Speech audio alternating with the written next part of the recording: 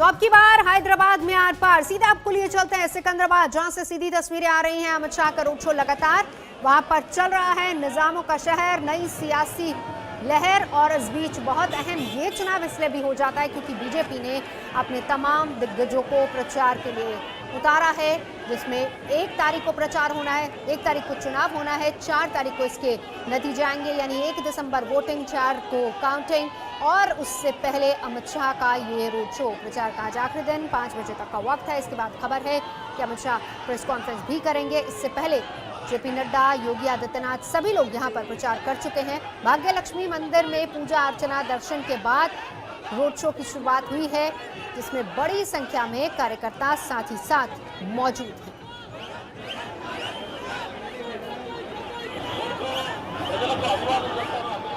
तीन बजे का वक्त है जब अमित शाह अपने इस रोड शो के बाद प्रेस कॉन्फ्रेंस करेंगे। सिकंदराबाद में ये रोड शो चल रहा है, जहां पर बड़े बड़े बैनर पोस्टर के बीच भगवा रंग के झंडे, अमित शाह का ये रोड शो भाग्य लक्ष्मी मंदिर में पूजा अर्चना के बाद रोड शो की शुरुआत हुई, और अब सिकंदराबाद की गलियों से निकलता हुआ ये रोड शो आगे बढ़ता जा रहा है।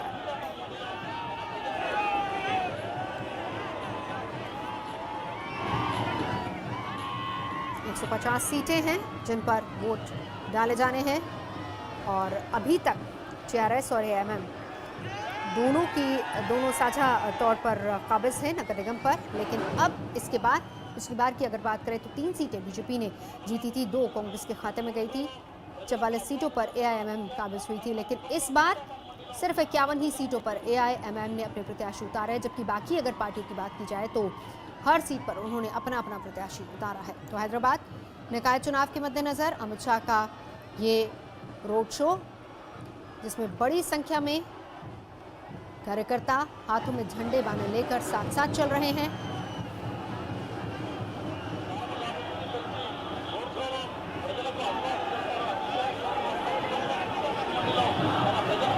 ग्रेटर हैदराबाद नगर निगम चुनाव 2020 1 दिसंबर को वोट डाले जाने हैं, लेकिन इसको इस नज़रिए से बहुत अहम माना जा रहा है क्योंकि यहीं पर 2023 में तेलंगाना विधानसभा के चुनाव भी होने हैं, विधानसभा चुनाव, और उससे पहले का एक टेस्ट के तौर पर इसको देखा जा रहा है। सियासी मूड किस तरह का रहने वाला है उसके तौर पर इसको देखा जा रहा है। ये वजह है कि भाजपा ने राज्य के मुख्यमंत्री के चंद्रशेखर राव की जो पार्टी है, यानी कि तेलंगाना राष्ट्र समिति टीआरएस, और असुद्दीन ओवैसी की एआईएमआईएम के खिलाफ अपने तमाम दिग्गज नेताओं की फौज उतार दी।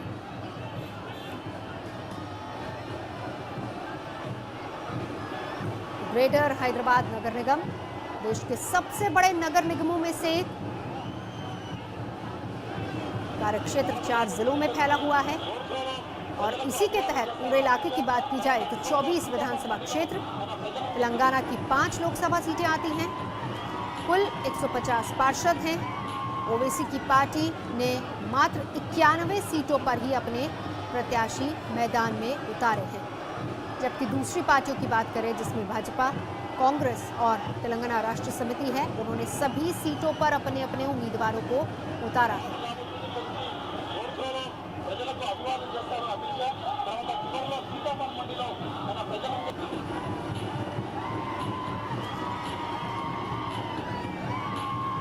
जो खबर थी वो ये थी कि 12:15 से 1:30 बजे तक रोड शो होना था, लेकिन क्योंकि धीरे धीरे काफिला आगे बढ़ रहा है, वक्त ज़्यादा लग सकता है। 3 बजे का वक्त है जब प्रेस कॉन्फ्रेंस करेंगे अमित शाह। आशुतोष हमारे साथ इस वक्त लगातार जुड़े हुए हैं, रोड शो पर भी नजर बनाए हुए हैं, चुनावों पर भी। आशुतोष, तस्वीरें लगातार हम दिखाते जा रहे हैं, लेकिन इस बीच बड़ी बात, क्योंकि आप वहां पर मौजूद हैं, समझा कि स्थानीय मुद्दे क्या हैं, क्या उनके बारे में भी चर्चा हो रही है? ये बड़ा दिलचस्प है। देखिए, हमने अब तक जो चुनाव में जब लोगों से बात की तो यहाँ एक थोड़ा सा डिवीजन है। जैसे आप अगर लोअर इनकम ग्रुप में जाते हैं तो उनके पास एक मसला है, और इसीलिए उनको लुभाने के लिए बीजेपी ने कह दिया कि जो महिलाएं हैं उनको हम पब्लिक ट्रांसपोर्ट फ्री राइड देंगे। हालांकि ये और बात है कि दिल्ली में जब ऐसा हुआ तो कई बार सवाल भी उठ जाते हैं कि आप फ्री क्यों बांट रहे हैं, क्यों चुनाव में वादा कर रहे हैं। उसके साथ साथ बिजली पानी फ्री भी कह दिया कि पानी भी फ्री मिलेगा, बिजली 100 यूनिट फ्री देंगे। तो जो लोअर इनकम ग्रुप है उसको तो आप जो है अच्छी ऑफर दे रहे हैं, लुभाने की कोशिश कर रहे हैं। लेकिन इसके साथ साथ जो अपर इनकम ग्रुप है, जाहिर है उसका सबसे बड़ा मसला सिविक इश्यूज हैं, क्योंकि म्यूनिसिपल इलेक्शन है और जो म्यूनिसिपल बॉडी होती है नगर निगमों में, वो स्थानीय मुद्दों पर ही ज्यादा उसका जो ज्यूरिडिक्शन है वो यहीं पर है। और इसका सबसे बड़ा जो मसला था वो हैदराबाद में आपने देखा कि इस साल मानसून के दौरान फ्लड आया, कितनी बड़ी बाढ़ थी, और उस बाढ़ के चलते एक बड़ा सवाल भी उठा कि आखिर सरकार किस तरीके से यहाँ काम कर रही है, नगर निगम यहाँ पर कर क्या रहा है। और उन मसलों को जब एड्रेस करने की बात हुई तो वो चुनाव में हुए। कई जगहों पर जो आप जाएंगे, अगर जुबली हिल्स जाएंगे, बंजारा हिल्स जाएंगे, तो वहाँ के लोग पूछते हैं कि आखिर ये देखिए कि बाढ़ क्यों हुई, इस तरह की सीवेज सिस्टम है, इसको सही क्यों नहीं किया गया। दूसरी सबसे बड़ी समस्या जो संपन्न तबका वो कहता है कि देखिए यहाँ की पार्किंग नहीं है, किसी के पास गाड़ियाँ बढ़ती जा रही हैं, शहर बढ़ रहा है लेकिन पार्किंग नहीं है, सड़कें खराब है। अगर आप कहीं पर जाओ, और ऐसा है तेलंगाना में, खासकर हैदराबाद में आप कई इलाकों में जाएं तो आपको सड़कों की कंडीशन अच्छी नहीं मिलेगी, उसमें वो दिक्कतें हैं।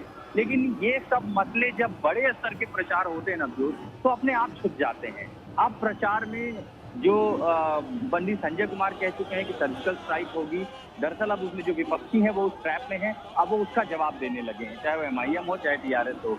TRS का जो कैंपेन, मैंने KTR का कैंपेन देखा, उसमें वो ज्यादातर स्किल इंडिया और जो बीजेपी की बड़ी बड़ी केंद्रीय स्कीम है उस पर सवाल उठाते हैं कि ये देखिए ये तो एयर इंडिया बेच रहे हैं, सेल इंडिया कर रहे हैं। तो स्थानीय मुद्दों का जो चुनाव होता है उसमें राष्ट्रीय मुद्दे जब आने लगे हो तो आप समझ सकते हैं कि दरअसल मकसद यहाँ पर क्या है। तो कुल मिलाकर स्थानीय मुद्दे धीरे धीरे गायब होते चले गए, मुद्दे ये एक बड़ी बात है, क्योंकि आशुतोष जिस दौरान आपने सही जिक्र किया, क्योंकि अगर उसी फ्लड की बात करें जिस दौरान वो सब कुछ हुआ था, उस दौरान खूब आरोप प्रत्यारोप का सिलसिला चला था, और चला था कि किस तरीके से भ्रष्टाचार जड़ों तक में फैल चुका है। लेकिन अब अगर बात इसी की, चलिए मैं लौटती हूँ आशुतोष आपके पास, सीधा चलेंगे, आशीष पांडे भी हमारे साथ जुड़ चुके हैं। आशीष,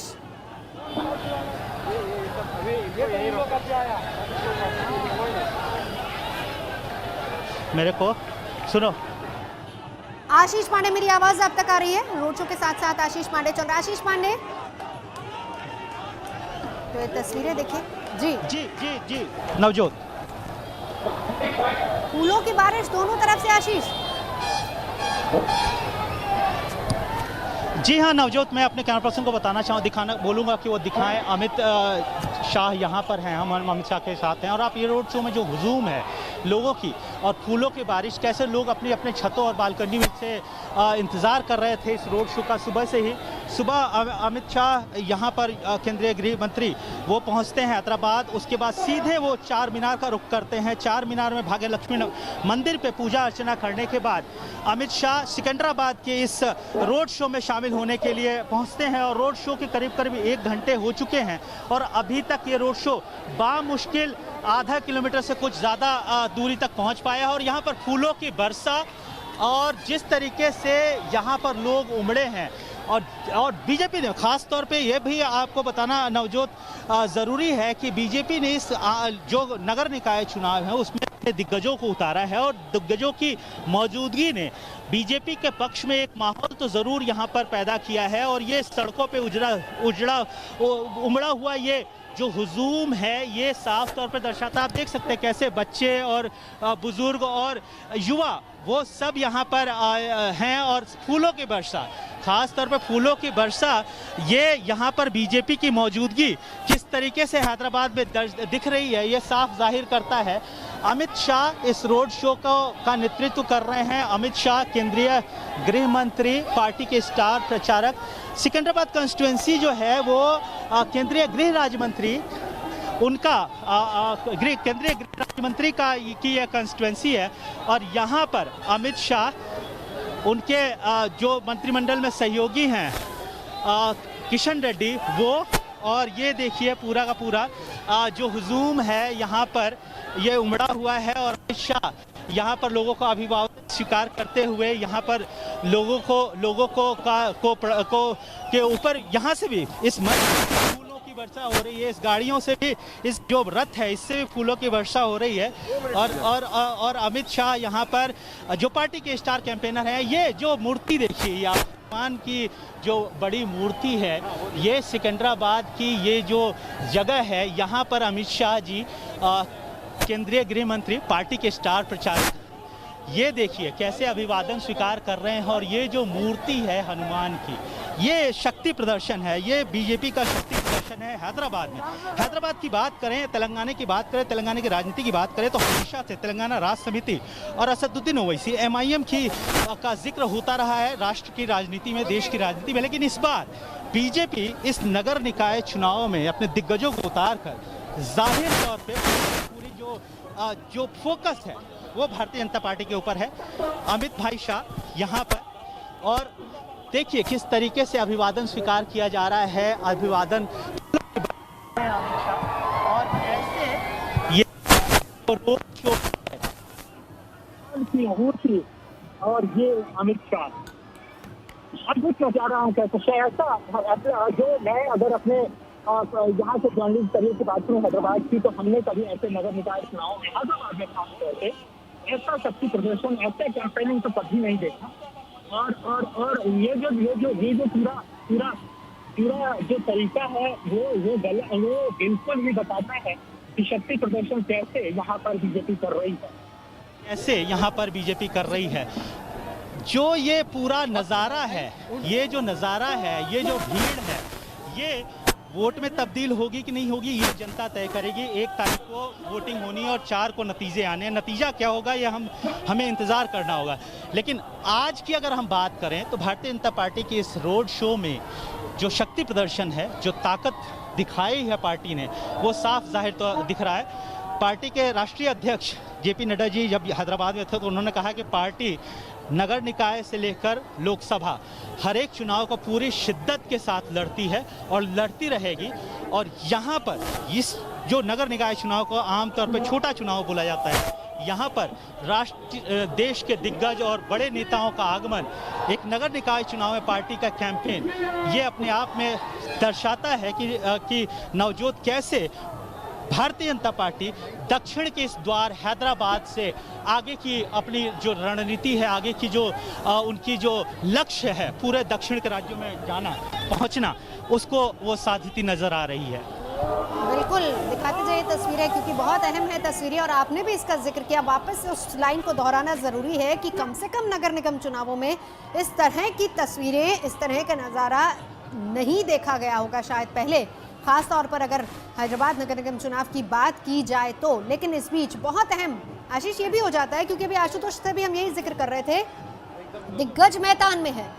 हालांकि सियासी मूड को भी समझने की पूरी कोशिश यहाँ पर हो रही है 2023 से पहले, लेकिन जब स्थानीय मुद्दों का जिक्र आता है वो कहीं ना कहीं बहुत दूर छूट चुके हैं। जी हाँ, अगर हम बात करें, आज चुनाव प्रचार का आखिरी दिन है और अभी तक इन जो 9 से 10 दिन के जो धुआंधार चुनाव प्रचार किया है, एक दूसरे की पार्टियां बिल्कुल लक्ष्य साधती नजर आई। अलग अलग तरीके से भाषणबाजी हमें देखने को मिली। हमने रिपोर्ट भी करा, भारतीय जनता पार्टी के बड़े बड़े दिग्गज यहाँ पहुँचे। पार्टी के कैंपेन की शुरुआत प्रकाश जावड़ेकर ने चार्ज लॉन्च किया। उसके बाद जो है हमारे साथ भूपेंद्र यादव हैं और यहाँ पर अभी अमित शाह की ये रैली जो है खत्म होने के लिए तैयार है और अमित शाह भी यहाँ पर थोड़ा सा जो है वो अभी जो प्रेस कॉन्फ्रेंस के लिए और आगे जो खत्म हो रही है कार्यक्रम, रैली, रोड शो, उसके लिए वो जाएंगे। आज तक से बात करेंगे, लेकिन अभी थोड़ा सा यहाँ पर काफ़ी आपाधापी है और काफ़ी धूप भी तेज़ हो चुकी है, तो हम प्रेस कॉन्फ्रेंस पे इसके बाद जाकर अमित शाह से बात करेंगे। अमित शाह जी ने हमें बोला है कि वो हमसे बात करेंगे और यहाँ पर अब ये रोड शो करीब खत्म होने पे तक पहुँच रहा है। यहाँ पर इस मंच पर दिग्गज मौजूद हैं भारतीय जनता पार्टी के। भूपेंद्र यादव, उनको यहाँ पर जीएचएमसी इलेक्शन के चुनाव प्रचार के लिए भेजा गया, वो इसके प्रभारी हैं, वो मौजूद हैं। उसके अलावा अमित शाह हैं, केंद्रीय गृह राज्य मंत्री किशन रेड्डी हैं और ये जो जनता का हुजूम और ये गाड़ियों का काफिला है, वो देखकर साफ जाहिर हो रहा है कि बीजेपी किस तरीके से इस पूरे इलेक्शन को देख रही है, इस नगर निकाय चुनाव को देख रही है और यहाँ पर वो पूरी ताकत से, पूरी शिद्दत से इस नगर निकाय चुनाव को लड़ने की उसी जगह पर, उसी बस में आशीष भी मौजूद है जहां पर अमित शाह मौजूद हैं और काफिला धीरे धीरे आगे बढ़ता हुआ इस पर रहेगी नजर। हम लौटेंगे इस ब्रेक के बाद, देखते रहिए आज तक। नमस्कार, मैं हूं अंजना ओम कश्यप। हमें उम्मीद है ये वीडियो आपको पसंद आया होगा। लेटेस्ट खबरों के लिए यूं ही देखते रहिए आज तक, और इस वीडियो के पसंद आने पर लाइक, शेयर एंड सब्सक्राइब करना ना भूलें।